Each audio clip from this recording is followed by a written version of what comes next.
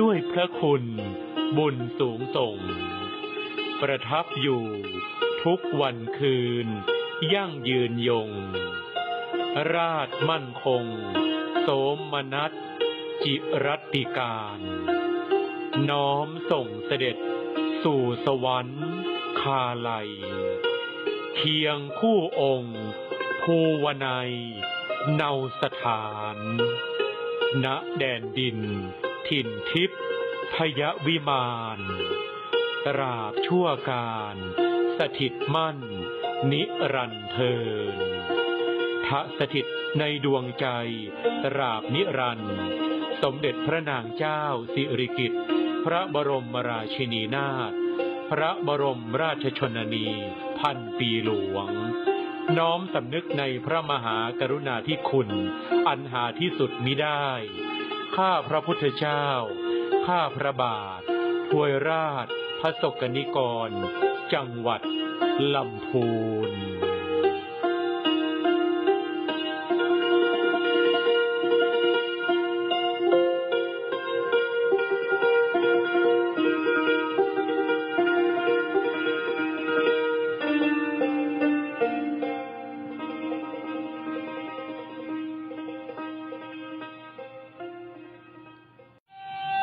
ปริเวตนาต่ำก้อยน้ำตาหลั่งย้อยโศกซอยหมองใจดาวเดือนเลื่อนลับเมฆทับวันไหวเหมือนดวงหไทยอาลัยหม่นเศร้าองค์พระพันปีชนนีเจ้าเสด็จไกกากาดแก้วสู่สวรรคาไลลาลับแล้วเหมือนดั่งดวงแก้วดับลงเดิมอ่อนก่อนนับประทับเขตโขงยามเมื่อแม่ทรงพระชนก่อนอันกู้ปารมีเป็นสีเตี้ยงมันองค์พระจอมทันเลิศล้ำภูมิพลพระทรงเตื่อมกำพระศกตัวหน้าแดนไทยกาลบัดนี้ทรงลาจากไก่ไพ่ฟ้าพองไทยอาลัยไฟห้อยแสนจะต่ำก้อยน้อยอกมองใจไพร่ฟ้าพองไทยอาลัยไฟห้อยพี่นายสั่งอาหารเดลิเวอรี่อีกแล้วเหรอคะสั่งแทบทุกมื้อเลยแบบนี้ร่างกายจะได้รับสารอาหารครบหรือเปล่าเนี่ยแหมได้ครบสิจ๊ะเพราะว่าพี่มีสโลแกนที่ท่องก่อนสั่งอาหารว่าสั่งอาหารเดลิเวอรี่สั่งทุกทีต้องสั่งให้เฮลตี้ให้ได้จ้าสโลแกนรอดว่าแต่ทำยังไงล่ะคะหนูจะได้ทำตามบ้างง่ายจ้าเวลาเราสั่งอาหารก็แค่สั่งอาหารแต่พออิ่มเน้นสั่งอาหารที่ลดหวานมันเค็มยึดหลัก211คือผัก2ส่วนข้าว1ส่วนเนื้อ1ส่วนเพื่อให้แต่ละมื้อมีสารอาหารที่ร่างกายต้องการครบถ้วนจ้ะถ้าต้องการกินอาหารที่ให้พลังงานสูงควรสั่งอาหารพอเหมาะเลี่ยงสั่งเมนูทอดหรือเนื้อสัตว์แปรรูปและถ้าหากเป็นเครื่องดื่มก็เลือกสั่งเครื่องดื่มหวานน้อยจ้ะที่สำคัญก็คือวางแผนก่อนสั่งอย่าสั่งอาหารตอนหิวนะจ๊ะสั่งอาหารแต่ละมื้อของวันเพื่อความหลากหลายและคุณภาพของสารอาหารที่ควรได้รับต่อวันจ้ะเพียงเท่านี้เราก็ได้สารอาหารครบสุขภาพดีจากการสั่งอาหารเดลิเวอรี่แล้วจ้า wow. ปรารถนาดีจากสำนักประชาสัมพันธ์เขต 3 กรมประชาสัมพันธ์ไข่มาส่งข้อความอย่างมานี่มันหลายไอ้วันส่งมาจนกันสมัครงานรายได้ต่อวันเริ่มต้นที่360 บาทฮัลโหลน้องอุ๋ยว่าได้สนใจงานตีไอส่งไปฮือก็น่าสนอยู่นะรายได้ก็ดีทำตีบ้านก็ได้ตอนนี้ไอก็ส่งไปฮือในกลุ่มไลน์ตีมูว่างานพดละเดี๋ยวก่อนไอ้วันบริษัทอย่างที่ไหนนี่ลองอ่านดูแล้วสีบ่หันมีข้อมูลอย่างสักอย่างเจือได้แต่ก็เจ้าว่าแล้วต้องถามแน่บ่ต้องเป็นห่วงปีอ่านพอละมีตากรมพัฒนาฝีมือแรงงานมั่นใจได้ชัวร์ถ้าสนใจก็โอนกาสมัครไปฮือเปิดเลยเด้ออันเดี๋ยวน้องขอไปร้องพอดีๆกำก่อนเน้อตึงว่าแล้วโดนเพจปลอมจุ้งให้ละไอ้วันสังเกตง่ายๆเพจแต่จื่อเพจต้องสะกดถูกและมีเครื่องหมายติ๊กถูกสีฟ้าตั้งหลังจื่อจำนวนผู้ติดตามนักตีสำคัญเปิ้นบ่มีนโยบายรับงานไปทำตีบ้านนะเกือบไปแล้ว เตือนเลยนะคะว่าอย่าหลงเชื่ออะไรง่ายๆและขอความร่วมมือไม่ส่งต่อหรือแชร์ข้อมูลต่อในช่องทางสื่อสังคมออนไลน์ต่างๆหากสงสัยติดต่อหน่วยงานนั้นโดยตรงมั่นใจปลอดภัยกว่าค่ะสักนิดคิดก่อนแชร์ปรารถนาดีจากสำนักประชาสัมพันธ์เขต 3 กรมประชาสัมพันธ์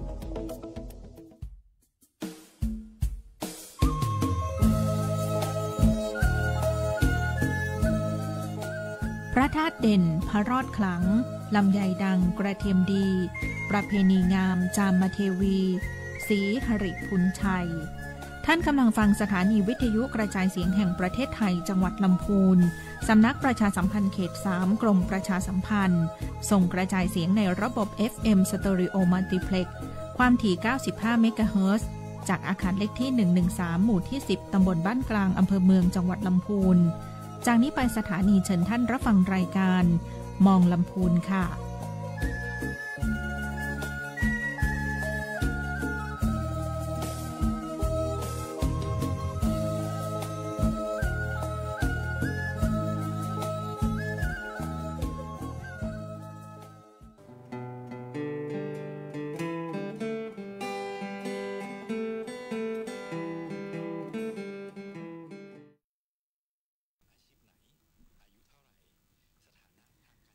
สวัสดีค่ะวันนี้นะคะรายการมองลำพูนนะคะผ่านอัยการคุ้มครองสิทธิ์และช่วยเหลือทางกฎหมายและการพักคดีจังหวัดลำพูนค่ะ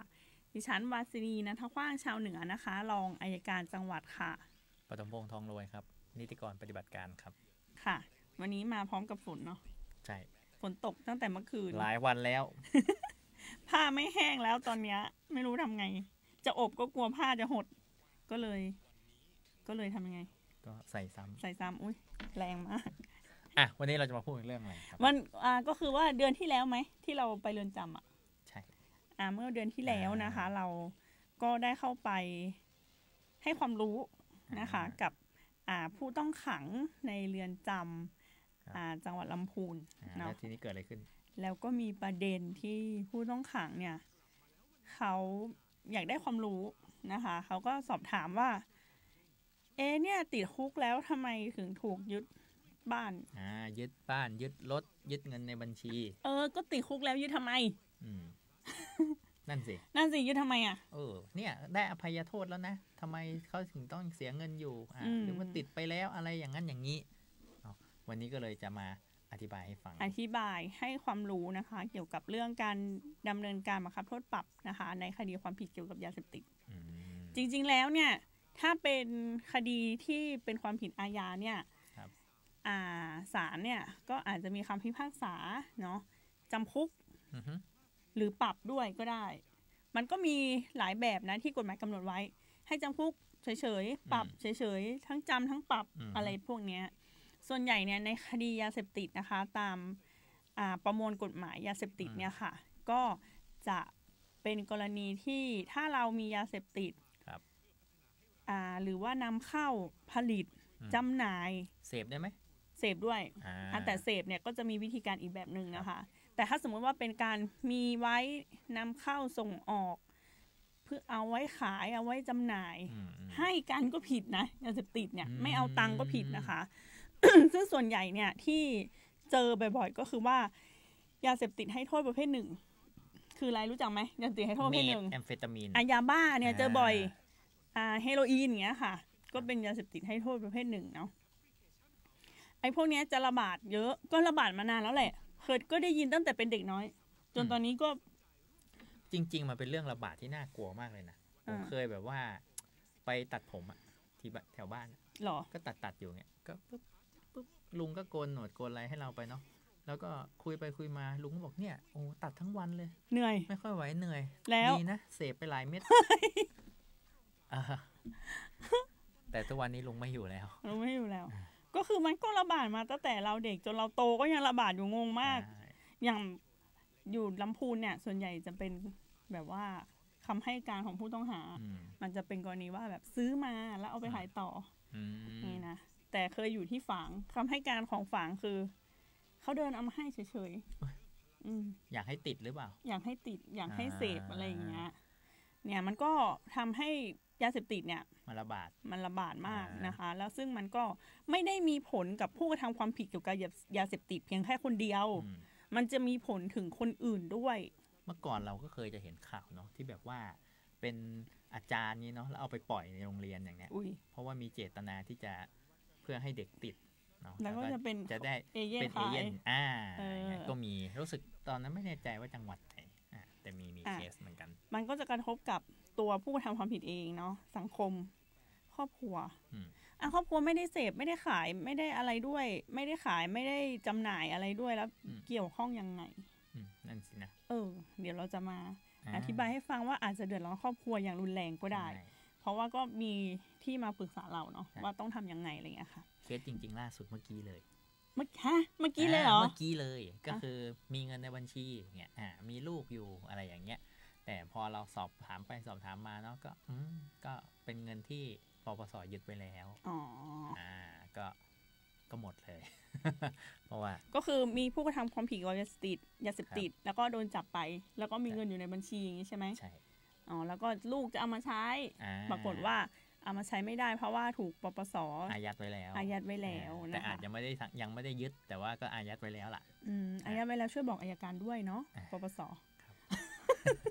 เดี๋ยวจะซ้ำก็คือว่ามันก็จะมีผลกระทบอย่างที่บอกนะคะเอางี้ก่อนว่าในคดียาเสพติดนะคะมันก็จะมีโทษทั้งจำคุกประหารชีวิตแล้วก็ปรับเนาะในส่วนของโทษปรับเนี่ยเป็นโทษทางอาญาไหมเป็นเพราะว่าโทษทางอาญามีอยู่5อย่าง1ก็คือประหารชีวิต2จำคุก3ปรับ4กักขัง5ริบทรัพย์สินด้วยนะคะจำได้แล้วเพราะฉะนั้นเรื่องการปรับการถูกปรับเนี่ยก็เป็นโทษทางอาญาอย่างหนึ่งนะคะสมมุติว่าตำรวจไปจับได้ผู้กระทำความผิดเกี่ยวกับยาเสพติดกำลังจะขายยาบ้ากำลังจะจำหน่ายยาบ้าเงี้ยตำรวจก็ไปจับตำรวจจับเสร็จแล้วตำรวจก็ต้องทำสำนวนส่งให้อัยการก็พิจารณาก็สั่งฟ้องไปที่ศาลนะถ้าสมมุติเขารับสารภาพศาลก็อาจจะพิพากษาได้เลยนะคะแต่ถ้าปฏิเสธก็ต้องมาสืบพยานกันอีกสมมุติศาลลงโทษจำคุกอย่างเงี้ย20 ปีปรับ1.2 ล้านเยอะจังศาลเขาไม่ได้ปรับทีละ500 บาทนะคะมียาบ้าเนี่ยค่ะไม่เป็นไรเดี๋ยวเอาเงินที่ขายได้มาจ่ายค่าปรับไม่มีด้วยยึดไปแล้ว สมมติว่าถูกจำคุก20 ปีปรับ1.2 ล้านตอนนี้อยู่ในเรือนจำก็อยู่ไป20 ปีเสร็จแล้วก็เดี๋ยวเปิ้ลปล่อยออกมาเขาก็แฮปปี้สบายใจปิกไปใช้เงินถามว่ามันเป็นแบบนั้นไหมไม่มีทางเพราะเราจะเห็นข่าวเลยว่าบางคนติดเข้าไปเนี่ยมันอาจจะไม่กี่ปีเนาะพอออกมาก็คือไม่เหลืออะไรแล้วแหละมันอาจจะไม่เหลือด้วยญาติพี่น้องหรือไม่เหลือด้วยหน่วยงานรัฐนี่แหละก็ต้องดูว่าด้วยเหตุอะไรใช่นะคะเป็นยังไงในกรณีการบังคับโทษปรับเกี่ยวกับยาเสพติดเนี่ยนะคะต้องดำเนินการตามประมวลกฎหมายอาญามาตรา29มาตรา29/1นะคะเช่นเดียวกับโทษปรับในคดีอาญาทั่วไปตามมาตรา29นะคะของประมวลกฎหมายอาญาเนี่ยเขาบัญญัติไว้ว่าผู้ใดต้องโทษปรับและไม่ชำระค่าปรับภายใน30 วันนับแต่วันที่ศาลพิพากษา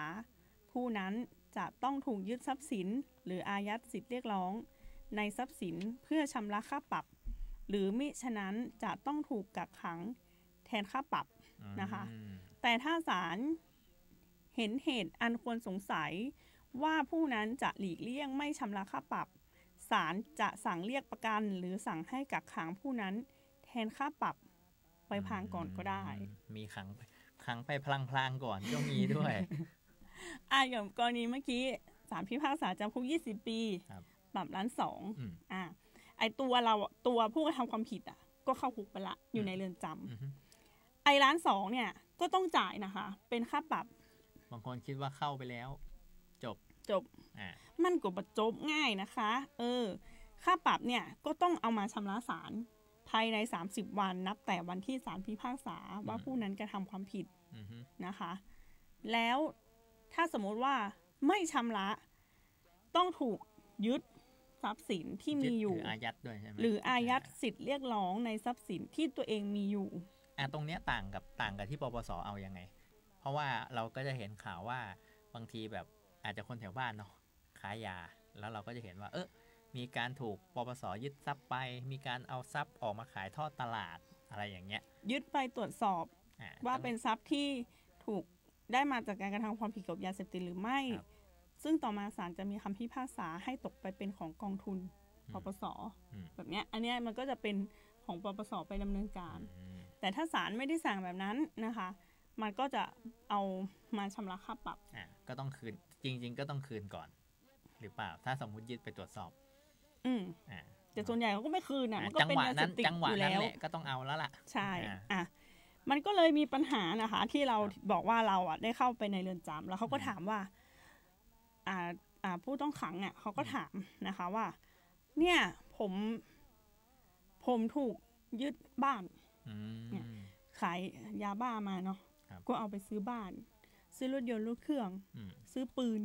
ฝากในบัญชีถามว่าพวกเนี้ย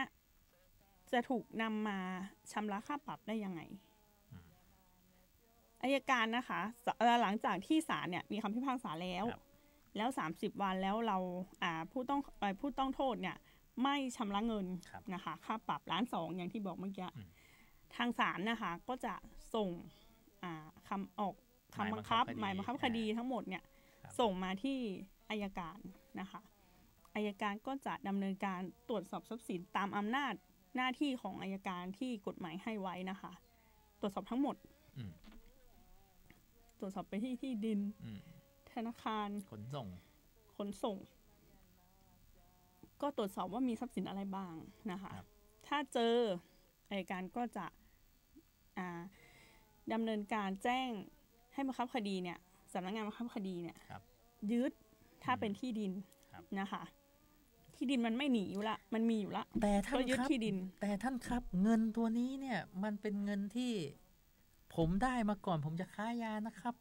แต่ว่าที่ผืนเนี้ยเป็นมรดกตกทอดมา3 ชั่วอายุคนแล้วนะครับแม่อยู่ในบ้านด้วยใช่แม่ก็ติดเตียงโอ้โหเอาให้ไม่ติดได้ไหมเผื่อแม่เขาจะมาถามเราแม่ไม่ติดเตียงแต่แม่ก็คือแบบอาศัยอยู่ในบ้านแก่โอเคติดเตียงมันรันทดไปหน่อยเนี่ยครับทำไมถึงโดนยึดล่ะครับทำไงได้บ้างก็ต้องถูกยึดนะคะเราทางตามกฎหมายเนี่ยไม่ได้ดูนะว่าทรัพย์สินนั้นมันได้มาก่อนหรือหลังกระทำความผิดเพราะว่าเนี้ยคุณต้องชำระค่าปรับตามกฎหมายนะคะถ้ามีที่ดินอัยการก็จะแจ้งไปที่บังคับคดีให้ยึดที่ดินถ้าเป็นรถเนี่ยอัยการก็จะใช้ดุลพินิจเนาะว่าจะไปตรวจสอบรถไหมสมมติรถมันแค่5 ปีอย่างเงี้ยอัยการก็จะไปตรวจสอบดูว่ามีรถอยู่ไหมถ้ามีรถก็จะแจ้งบังคับคดีไปยึดก็โทษใครไม่ได้เนาะเพราะสุดท้ายแล้วก็ต้องบอกว่าก็เพราะว่าไปค้ายาเองช่วยไม่ได้เสร็จแล้วใน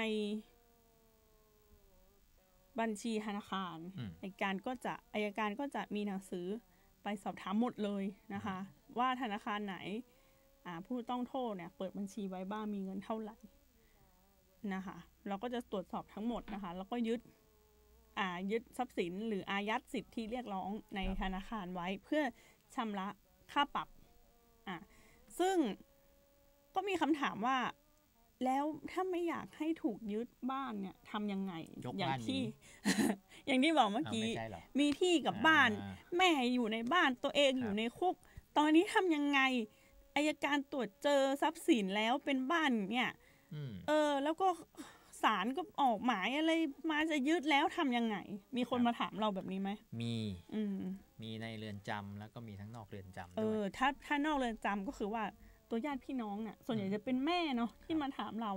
ว่าทำยังไงดีอย่างเงี้ยทำยังไงยกบ้านหนีอย่างว่าก็ทำไม่ได้ยังไงดีหาก็ต้องไปยื่นคำร้องต่อศาลนะขอให้กักขังแทนค่าปรับอันนี้อย่างแรกขอผ่อนได้ไหมแต่ถ้าศาลสั่งกักขังแทนค่าปรับไปแล้วเนี่ยศาลก็จะไม่สั่งอีกยังไงก็ต้องจ่ายค่าปรับหรือว่าขอให้ศาลเนี่ยงดให้เลยค่าปรับเนี่ยงดให้หน่อยได้ไหมหลังจากขังแล้วใช่ไหมใช่ศาลก็บอกว่าจะไปงดได้ไงเธอก็ไม่ถูกโทษปรับสิงั้นก็แล้วแต่นะคะว่าศาลจะมีดุลพินิจอย่างไรแต่ส่วนใหญ่เนี่ยศาลก็จะให้ชำระอยู่หมายถึงว่าถึงแม้จะยอมกักขังแทนค่าปรับไปแล้วยังมีส่วนต่างอยู่ ก็คือยังต้องจ่ายต้องชำระอยู่แต่ก็เป็นดุลพินิจศาลอีกก็เป็นดุลพินิจศาลหรืออีกกรณีนึงก็คือว่าไปขอศาลขอผ่อนชำระค่าปรับนะคะ1,200,000ขอผ่อนวันละบาทโอ้ศาลก็ไม่น่าให้เนาะก็ต้องหาเงินน่ะมาชำระค่าปรับให้ได้มากที่สุดนะคะอาจจะเดือนละ 5,000 7,000 10,000ก็แล้วแต่อันนี้ที่เราแนะนำไปให้เขาไป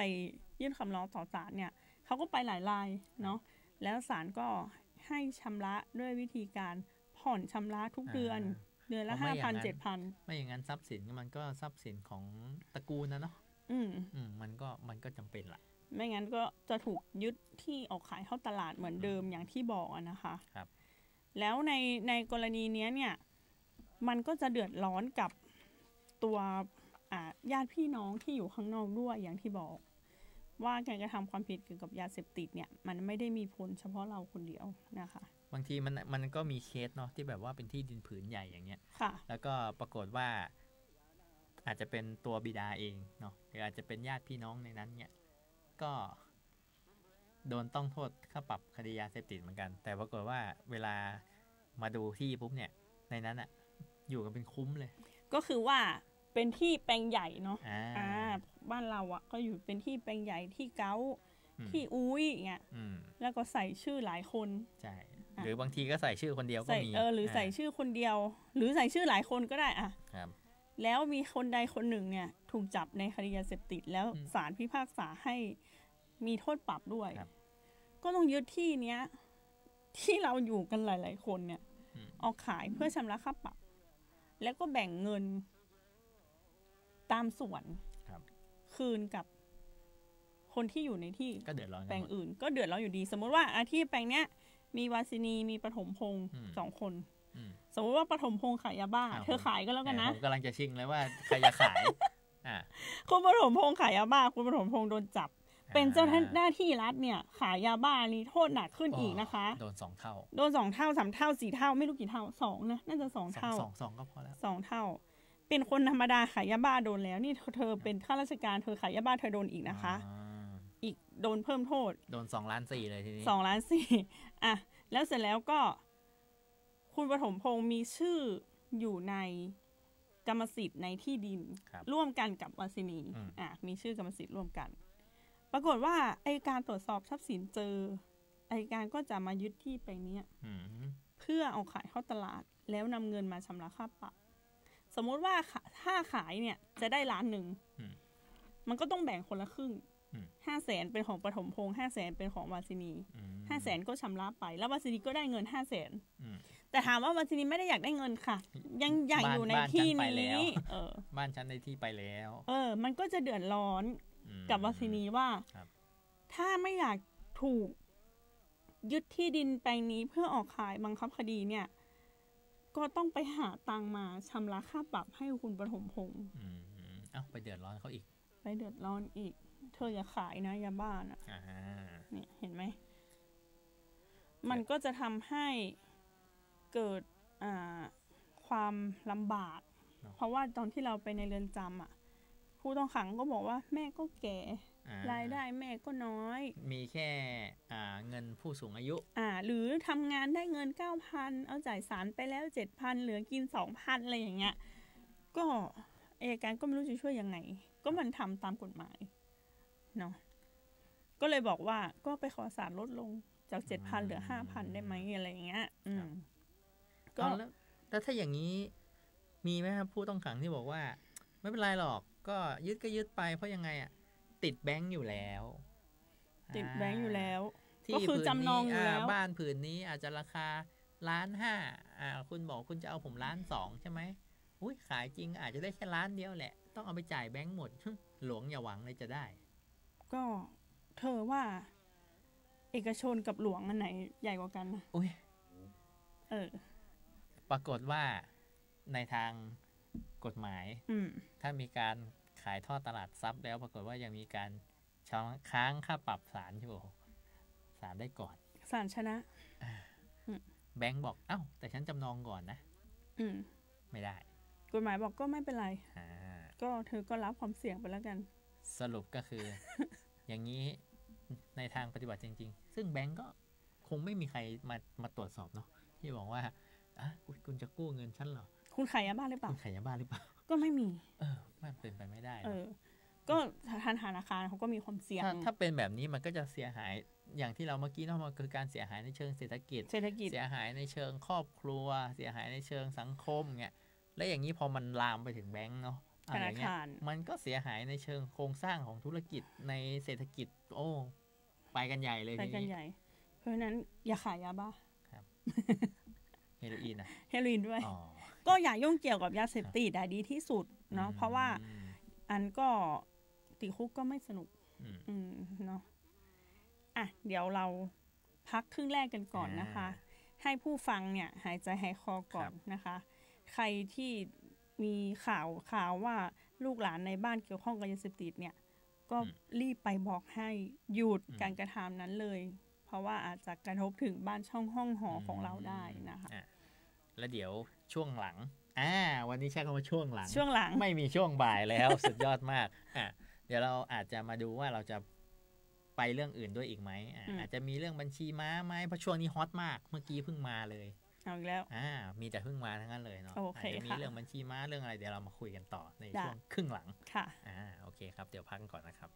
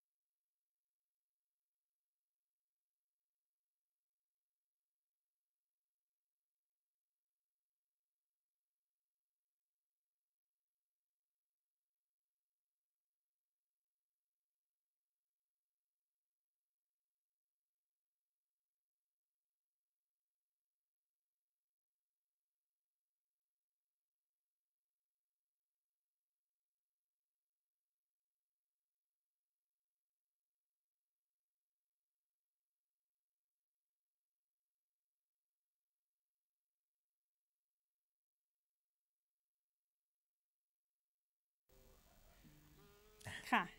เมื่อกี้มาต่อร้องเพลงกันไปแล้ว1เพลงนะคะกลับมาต่อช่วงครึ่งหลังนะคะไม่ใช่ครึ่งบ่ายแล้วนะคะอยู่มาเป็นปีเพิ่งมาถูกวันนี้ค่ะอย่างที่บอกกันไปนะคะว่าเมื่อผู้ทำความผิดเนี่ยทั้งคดียาเสพติดหรือไม่ใช่ยาเสพติดนั่นแหละแต่ส่วนใหญ่เนี่ยที่ผู้จะถูกโทษปรับและโดนบังคับคดียาเสพติดบังคับคดียอดเงินแพงๆยอดเงินสูงๆจะเป็นคดียาเสพติดแต่ถ้าเกิดเป็นแบบคดีแบบขับรถชนหรือเป็นคดีทำให้เสียทรัพย์คดีปล้นฆ่าอะไรพวกนี้อาจจะปรับนิดๆหน่อยๆก็เสียค่าปรับไปแต่อันนี้มันสูงแล้วก็เขาก็ออกไปหาค่าปรับมาให้ไม่ได้เพราะมันต้องติดคุกนานผมยังเคยเจอเลยเคสขับรถโดยประมาทศาลสั่งปรับ 2,000 ก็ประมาณนั้นแหละไม่จ่ายให้ไปบำเพ็ญประโยชน์ไม่บำเพ็ญเธอไปไหนเจอที่ดิน1 ผืน 8 ไร่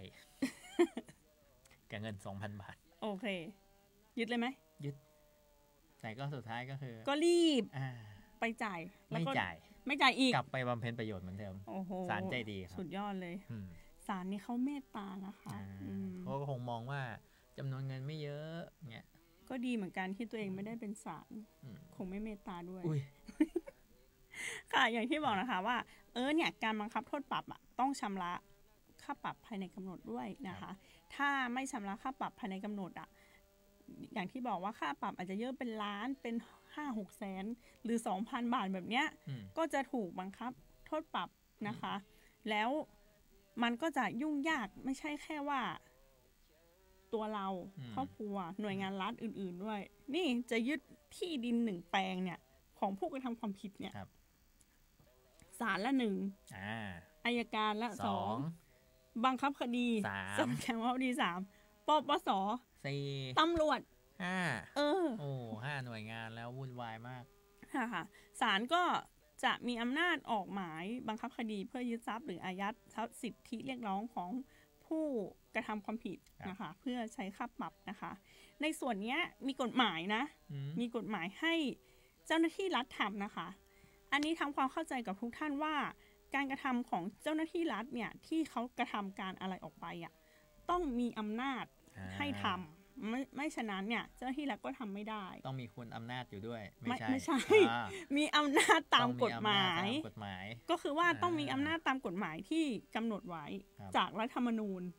จากรัฐธรรมนูญเนี่ยก็จะให้อำนาจมาเป็นพรบที่พระราชบัญญัติที่กำหนดอำนาจหน้าที่ของเจ้าหน้าที่รัฐหรือหน่วยงานรัฐว่าทำอะไรได้บ้างว่าอะไรทำได้อะไรห้ามทำสมมุติตำรวจเนี้ยเป็นตำรวจสืบสวนก็มีหน้าที่สืบจับอย่างเงี้ยค่ะแต่ต้องปฏิบัติตามหน้าที่ก็คือจับแล้วก็ไม่ทารุณเขาอย่างเงี้ยตามพระราชบัญญัติอุ้มหายใช่แล้วอย่างอัยการเนี่ยอัยการไม่ได้ฟ้องคดีว่าความอย่างเดียวหรอครับก็ไม่ก็มีหลายแบบก็ยังมีหน้าที่อีกอันนึงก็คือว่าเรื่องการบังคับคดีนี้อัยการก็มีหน้าที่ในการตรวจสอบทรัพย์สินนะคะแล้วก็นำยึดก็ดูตามชื่อสำนักงานแล้วเนาะสำนักงานอัยการคุ้มครองสิทธิ์และช่วยเหลือทางกฎหมายและการบังคับคดีอีกจังหวัดลำพูนแปลว่าบังคับแค่ในลำพูนเหรอครับใช่มีอำนาจแค่ในลำพูนแต่อย่าให้เจอที่อื่นนะเจอที่อื่นก็ส่งที่อื่นไปยึดได้เหมือนกันก็คืออย่างอัยการที่ลำพูนเนี่ยก็มีอำนาจแค่ในลำพูนทำที่อื่นไม่ได้สมมุติว่าเจอที่ดินของผู้ทำความผิดที่พะเยาอัยการลำพูนก็ไปยึดไม่ได้ต้องส่งเรื่องไปให้อัยการที่พะเยาทำแทนแต่ถามว่ายึดได้ไหมฉันก็ตามไปยึดได้อยู่ดีแล้วเราก็เป็นกรณีที่อัยการเนี่ยทำหน้าที่ในการบังคับคดีภาครัฐเท่านั้นนะคะเพราะว่ามีคนมาถามเหมือนกันว่าฟ้องคดีเนี่ยตัวเองเนี่ยเป็นประชาชนเนี่ยฟ้องคดีแล้วชนะแล้วอัยการบังคับคดีให้ได้หรือเปล่าได้ไหมไม่ได้นะคะเมื่อวานนี้เลยผมก็เพิ่งเจอคำถามนี้เหรอใช่มาปรึกษาเสร็จปุ๊บเนี่ยจะโดนบัตรไม่ระบุชื่อแล้วกันยึดเงินนู่นนี่นั่นเราก็บอกว่าเดี๋ยวเขาจะต้องไปที่บังคับคดีนู่นนี่นั่นปรากฏว่าพอปรึกษาเสร็จปุ๊บเขาก็มองป้ายสำนักงานเราบังคับคดีคำว่าบังคับคดีนี่หมายถึงกรณีอย่างของคุณป้าหรือเปล่าเขาบอกอ๋อไม่ใช่ครับถ้าอย่างของคุณป้าต้องเป็นกรณีที่แบบว่า อันนี้ก็เป็นคุณครูเนาะแล้วก็ของอย่างของคุณครูต้องเป็นกรณีอย่างเช่นคุณครูเผลอไปทำไฟไหม้อาคารเรียนแล้วคุณครูต้องโดนชดใช้อ่ะครับอย่างเงี้ยเราถึงจะมายึดทรัพย์คุณครูก็คือว่าสำนักงานอัยการคุ้มครองสิทธิและช่วยเหลือทางกฎหมายและการบังคับคดีจังหวัดลำพูนเนี่ยนะคะเราเนี่ยทำในส่วนแค่การบังคับคดีให้รัฐก็คือว่าเราจะบังคับคดีอาญาบังคับคดียาเสพติดบังคับคดีปกครองบังคับคดีแพ่งบังคับคดีแพ่งที่หน่วยงานรัฐเนี่ยเป็นผู้ฟ้องคดีนะคะแล้วก็อีกอันนึงก็คือนายประกันบังคับคดีนายประกันก็คือว่าคนที่ประกันตัวผู้ต้องหามาอย่างเงี้ยแล้วก็เอาทรัพย์สินไปวางหรือบังคับหรือว่าเป็นวงเงินอย่างเงี้ยแล้วผู้ต้องหาเขาหนีอัยการก็จะบอกต้องบังคับคดีนายประกันในส่วนนี้ด้วยนะคะอย่างแล้วถ้าผมประกันตัวเองก็ถูกบังคับด้วยตัวเองเหมือนกันในกรณีนี้นะคะถ้าศาลเนี่ยออกหมายบังคับคดีแล้วนะคะก็เจ้าพนักงานศาลนะคะกับอัยการจะเป็นผู้ที่มีหน้าที่ในการดำเนินการบังคับคดีนะคะและให้เจ้าพนักงานบังคับคดีมีอำนาจหน้าที่ยึดทรัพย์สินหรืออายัดสิทธิเรียกร้องในทรัพย์สินของผู้ต้องโทษปรับและขายทอดตลาดตามที่ได้รับแจ้งจากศาลหรือพนักงานอัยการนะคะแล้วนอกจากนี้นะคะปปส.นะคะก็มีหน้าที่เป็นผู้ช่วยเหลืออัยการกับเจ้าพนักงานศาลด้วยนะคะในหมายบังคับคดีจะเขียนแบบนี้เลยนะคะช่วยทำอะไร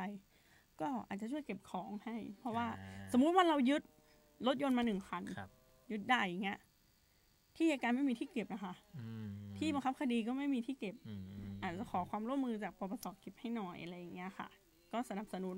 ด้านกำลังคนหรือว่าเป็นการสนับสนุนงานสนับสนุนนะซึ่งในกรณีที่เราจะบังคับคดีนี้นะคะกฎหมายเขียนว่าไม่ให้หน่วยงานรัฐเรียกค่าหรือชาธรรมเนียมหรือค่าใช้จ่ายจากผู้ดำเนินการบังคับคดีก็คือว่าเวลาเราจะไปปกติถ้าเป็นเอกชนเนาะถ้าเป็นคนธรรมดาจะบังคับคดีกันจังหวะเนี้ยผมขอเลยผมเป็นเจ้าหนี้ท่านหยีทีนี้คุณวาสินีเป็นท่านหยีไปแล้วพอเป็นคุณวาสินีปุ๊บเนี่ยผมก็ชนะคดีละเดี๋ยวจะไปยึดที่ดินคุณวาสินีซะหน่อยไอ้ผืนตะเกียแหละมีตังค์เหลืออยู่นี่ก็ปุ๊บตั้งเรื่องยึดค่าธรรมเนียมมาก่อนเลยเสียตังค์ค่าธรรมเนียมเวลาชนะคดีแล้วเนี่ยไม่แล้วเราจะไปเอายึดที่เขายึดอายัดเงินเขาเนี่ยไม่ใช่ว่าทำโดยไม่เสียอะไรอีกนะฟ้องมาเลยเนี่ยเงิน 5,000 บาทฟ้องยังไงก็คุ้มค่าธรรมเนียมวางบังคับคดี 5,000 ค่าธรรมเนียมนะคะหมดแล้วก็นอกจากนี้เราก็ไม่มีความรู้ทำเองไม่ได้เนาะต้องเสียค่าทนายอีกแต่บางคนเขาก็ยอมนะนี่ 5,000 แต่ฉันจะเอาเธอให้ได้เงี้ยมันก็แล้วแต่ก็ตัดสินใจเอาแต่ในส่วนของการบังคับคดีภาครัฐอย่างที่บอกนะคะที่การเป็นตัวแทนทำเนี่ยไม่ต้องเสียเงินค่าธรรมเนียมฟรีก็เป็นรัฐด้วยกันหมดเราพร้อมจะยึดที่ดินของคุณฟรีก็ตอนนี้ก็ในลำพูนนี่ก็มีอยู่หลายแปลงนะที่ตรวจพบนะคะแล้วก็มีต่างจังหวัดด้วยลำปางก็มีพะเยาก็มีแล้วก็ที่เจอบ่อยก็คือรถจักรยานยนต์กับรถยนต์นะคะเจอบ่อยเงินในบัญชีก็เจอบ้างแต่ไม่มากเท่าไหร่นะคะก็หลักหมื่นอะไรเงี้ยเราก็ดำเนินการตามอำนาจหน้าที่และกฎหมายให้อำนาจไว้นะคะซึ่งอัยการก็จะทำการตรวจสอบทรัพย์สินเนี่ยอย่างน้อยปีละ1 ครั้งอย่างน้อยนะแปลว่าถ้าอย่างมากนี่อาจจะปีละ 2-3 ครั้งได้ด้วยก็แล้วแต่ว่าขยันไหมใช่อย่าคิดว่าแบบว่ารอดพ้นแน่ๆก็ไม่น่าพ้นเนาะก็มันก็จะอย่างที่บอกอะค่ะอะไรมาพ้นก็ติดอยู่ ตัวก็อยู่คุก ใช่ทรัพย์สินก็ถูกบังคับคดีนะคะก็ฝากทุกท่านไว้เนาะช่วยสอดส่องดูแลครอบครัวบุตรหลานสามีภรรยาลูกทั้งหมดเนี่ยค่ะว่ามีใครเนี่ยเกี่ยวข้องกับยาเสพติดบ้างหรือไม่นะคะอันนี้ก็ไม่รู้นะว่าเขาไปเอายาบ้ามาจากไหนเพราะว่าตั้งแต่เกิดมาก็ไม่รู้เหมือนกันว่าเขาไปเอามาจากไหนเขาก็คงมีแหล่งมีวงการการคบเพื่อนหรืออะไรอย่างเงี้ยเราก็ไม่รู้ก็เลยต้อง ช่วยให้สอดส่องดูแล ครับ ค่ะเนี่ยก็จบละสำหรับเรื่องการบังคับคดียาเสพติดค่ะเหลือเวลาอีกประมาณ20นาทีครูปฐมพงษ์มีอะไรจะแชร์ไหมเอาเรื่องอื่นก็ได้นะคะบัญชีม้าช่วงนี้กำลังฮอตไม่ใช่ช่วงนี้กำลังฮอตหรอกเมื่อกี้เลยทำไมอีกล่ะก็เป็นน้องๆอายุแบบ15-16อย่างเงี้ย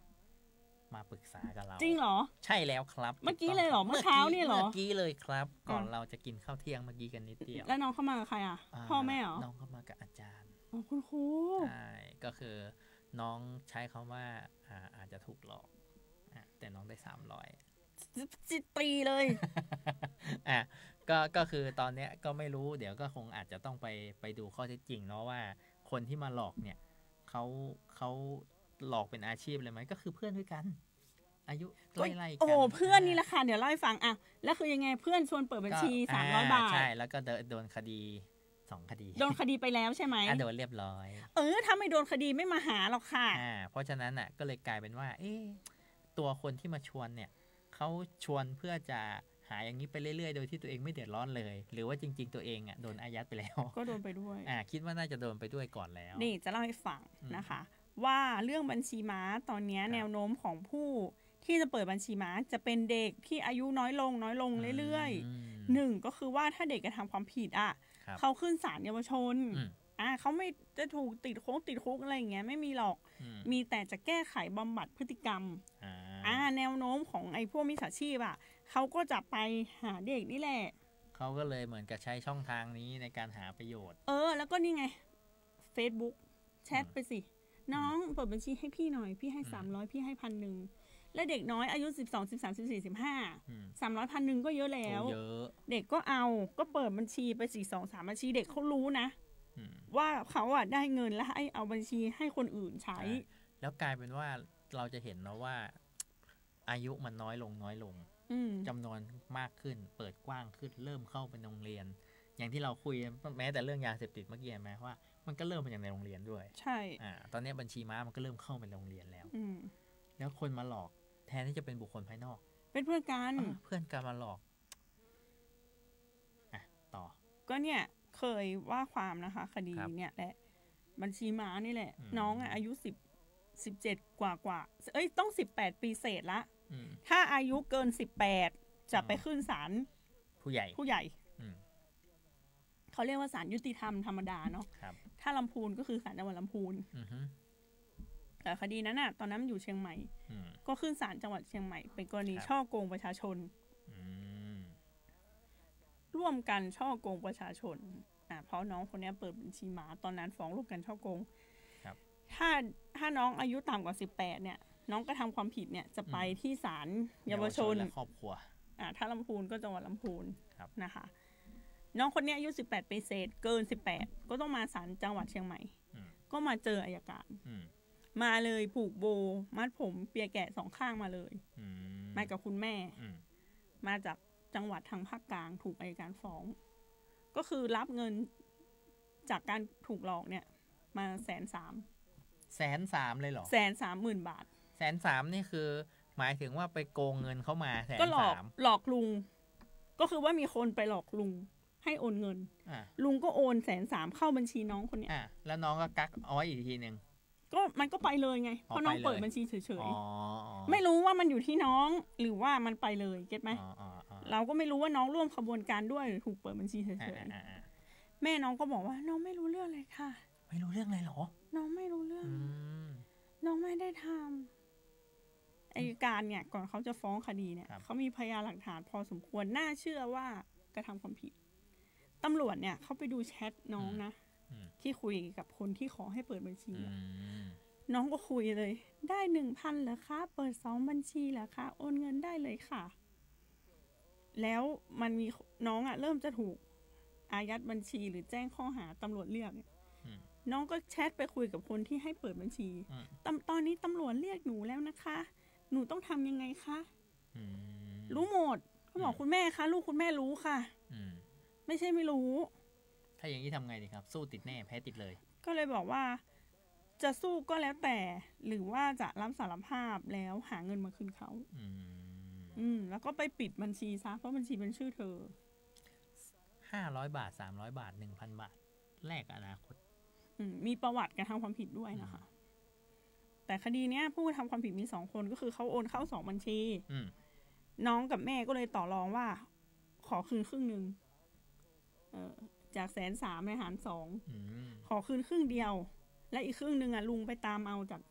อีกบัญชีนึงอีกคนนึงลุงก็ใจดีนะลุงก็บอกเอาเงินมาก่อนเดี๋ยวลุงถอนคำร้องทุกข์ให้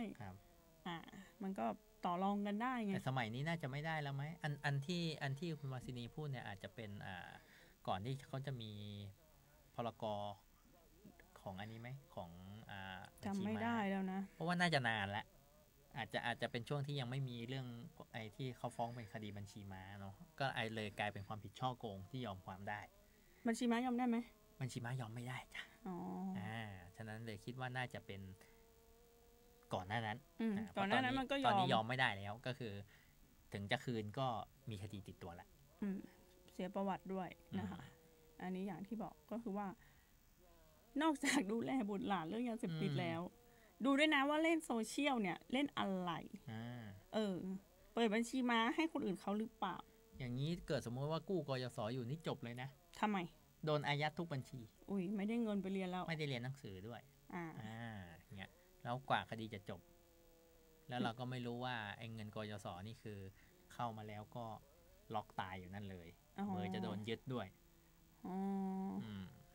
หรือถ้าเป็นแบบแม่ครูบาอาจารย์แม่ครู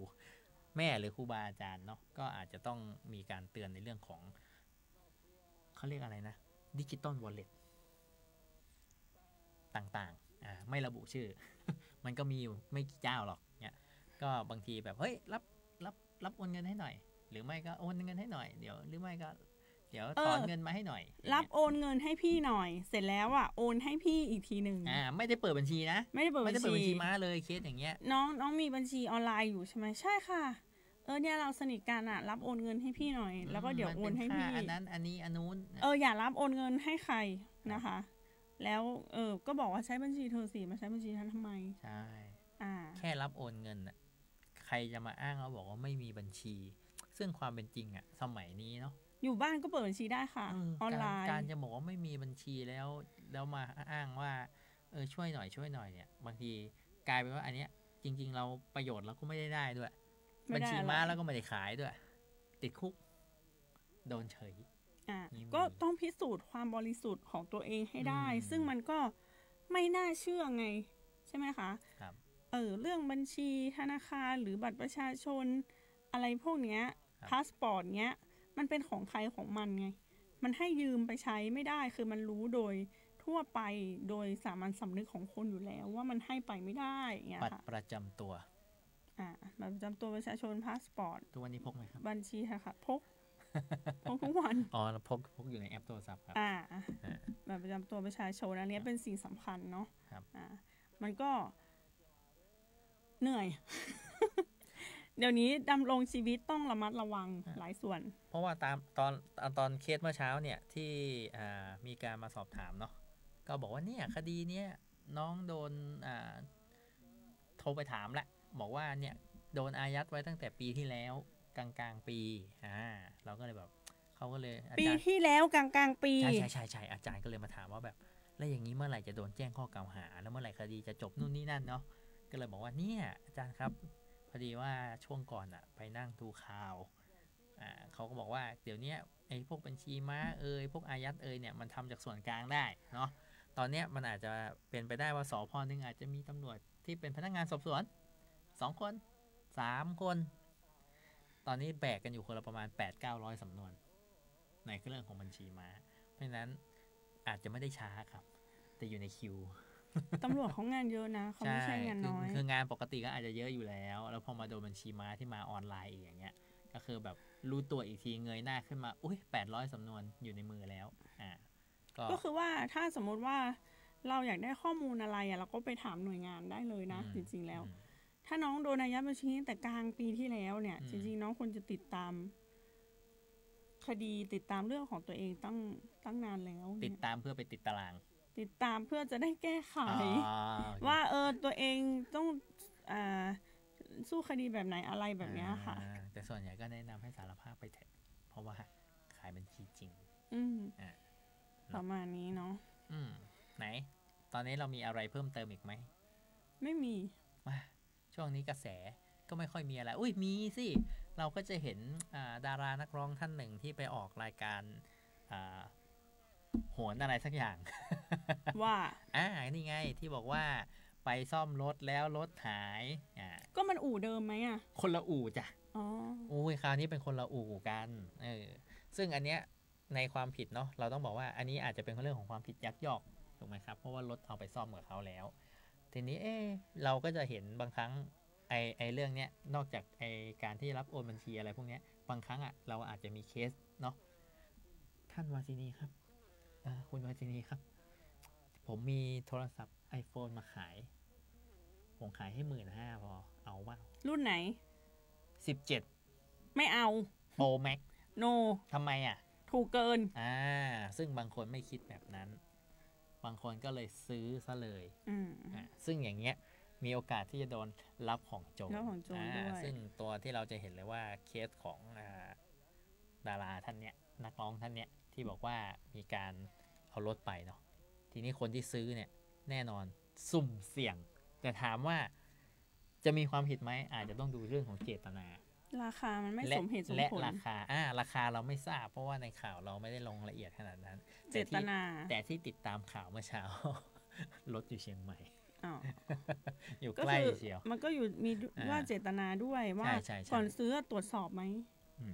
อย่าไปจะซื้อที่ซื้อทางซื้อรถเนี่ยตรวจสอบก่อนนะคะแต่ในความเป็นจริงถ้าสมมติมันไม่ใช่โทรศัพท์ iPhone แต่มันเป็นรถอย่างในข่าวผมว่ามันก็พิสูจน์เจตนาไม่ยากนะเพราะว่ารถมันต้องมีเล่มก็ในทางการค้าขายรถเนี่ยบางทีเขาก็ไม่ได้สนใจเล่มรถแต่ถ้าแบบนั้นราคาก็ต้องต่ำถูกไหมครับใช่แต่ถ้าราคามันก็สูงแต่คุณบอกราคาสูงแต่ฉันไม่สนเล่มมันก็ดูไม่ค่อยสุจริตเนาะนั่นแหละอันนี้ก็เป็นพิสูจน์กันไปเนาะว่าจะผิดฐานรับของโจรหรือเปล่าเห็นไหมว่ากฎหมายเนี่ยอยู่ในทุกที่เลยโอ้ตั้งแต่เกิดค่ะกฎหมายตั้งแต่ยังไม่เกิดเลยจ้ะตั้งแต่พ่อแม่จดทะเบียนแต่งงานกันมั่นกันนั่นแหละกฎหมายจนตายไปแล้วมรดกยังมาแบ่งกันอยู่เลยยาววุ่นวายมากเรื่องกฎหมายก็อันประชาชนที่มาติดต่อกับเราทุกคนก็บอกว่าโอ้ยุ่งเนาะเรื่องกฎหมายใช่เพราะฉะนั้นเรื่องกฎหมายเนี่ยตั้งแต่ยังไม่เกิดจนถึงตายไปแล้วจนเกิดอีกรอบนึงนู่นถ้าไม่เข้าใจ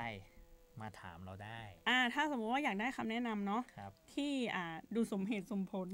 นะคะหลายทางเลือกให้คุณเลือกเองนะก็มาปรึกษาเราได้นะคะที่สำนักงานในการคุ้มครองสิทธิ์ช่วยเหลือกฎหมายนะคะและการพักคดีจังหวัดลำพูนยาวเกินแล้ว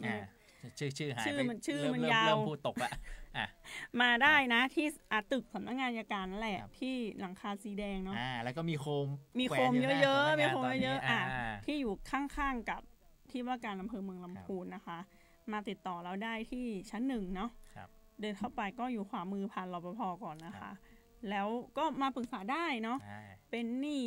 ถูกทวงหนี้ถูกฟ้องอะไรมีเอกสารมาด้วยดีมากมาตัวเองเนี่ยมาดีสุดเนาะเราก็จะให้คำปรึกษานะอันไหนที่รับเป็นอรรถคดีทำให้ได้ก็จะทำให้เนาะอันไหนเป็นคุ้มครองสิทธิทางศาลตามกฎหมายที่อัยการทำให้ได้อัยการก็จะทำให้จัดทำนิติกรรมสัญญาหรือไกลเกลี่ยประนีประนอมกันเงี้ยอัยการก็จะร่วมมือทำให้ได้ด้วยนะคะตามอำนาจหน้าที่อย่างที่บอกนะคะก็คิดอะไรไม่ออกก็อัยการอาจจะช่วยได้นะคะถ้าช่วยไม่ได้ก็จะช่วยให้ทางเลือกอาจจะมองเหมือนกับเสนอแนวทางเนาะหรือว่าทางออกบางคนนี่เอาจริงๆนะเขามาเนี่ยพอเขาจนหนทางปุ๊บเนี่ยเขาคิดอะไรไม่ออกเลยบางทีก็มาถึงปุ๊บเราก็แนะนำทางออกค่ะฉะนั้นวันนี้ก็สมควรแก่เวลาค่ะเจอกันอีก2สัปดาห์ข้างหน้าเนาะฝนอาจจะหยุดตกแล้วค่ะเจอกันค่ะสวัสดีค่ะ